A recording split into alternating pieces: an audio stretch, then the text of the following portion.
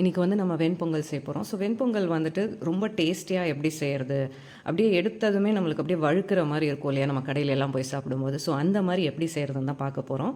So அதுக்கு தேவையான பொருட்கள் பச்சரிசி, அதுலேயே 1/2 கப் வந்துட்டு நம்மளுக்கு பாசிப்பருப்பு, தாளிக்கிறதுக்கு வந்துட்டு பார்த்திங்கன்னா இஞ்சி, ஜீரகம், குருமிளகு, பச்சை மிளகு, கருவேப்பிலை, முந்திரி. ஸோ இது வச்சுட்டு தான் நம்ம இன்றைக்கி பண்ண போகிறோம். ஏன்னா நம்ம வந்து பார்த்திங்க அப்படின்னா பாசிப்பருப்பை கண்டிப்பாக ரோஸ்ட் பண்ணணும், ட்ரை ரோஸ்ட் பண்ணணும். அப்போ தான் அந்த பொங்கலுக்கு டேஸ்ட் கொடுக்கும். ஸோ ஃபஸ்ட் நம்ம ட்ரை ரோஸ்ட் பண்ணிடலாம்.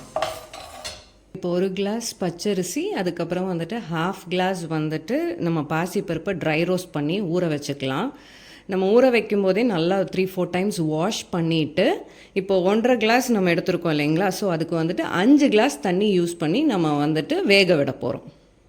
ஒரு 1/2 அன் ஹவர் வந்துட்டு அரிசியும் பாசிப்பருப்பு ஊறினதுக்கப்புறமா நான் இப்போ குக்கரில் விசில் விட போகிறேன். ஒரு 6 to 7 விசில்ஸ் வந்தால் நல்லாயிருக்கும் நம்மளுக்கு பொங்கல்.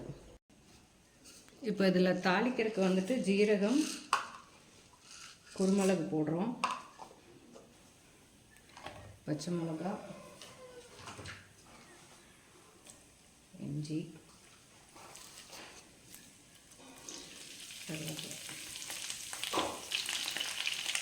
முந்திரி போடுறோம். இப்போ இது நல்லா தாளித்ததும் அதுக்கப்புறமா நம்ம வெண்பொங்கல் நம்ம வேக வச்சுருக்கோம் இல்லைங்களா, ஸோ அதில் வந்துட்டு மிக்ஸ் பண்ணிடலாம் நல்லா. இப்போ தாளித்து வச்சதில் வந்துட்டு நம்ம வெண்பொங்கலுக்காக வேக வச்சுருந்ததை ஆட் பண்ணிடலாம். வெண்பொங்கல் நம்ம வேக வைக்கும் போதே நம்ம சால்ட் ஆட் பண்ணியாச்சு. இப்போ கேஸை ஆஃப் பண்ணிவிட்டு நம்ம இதை நல்லா கிளறி விட்டுடலாம்.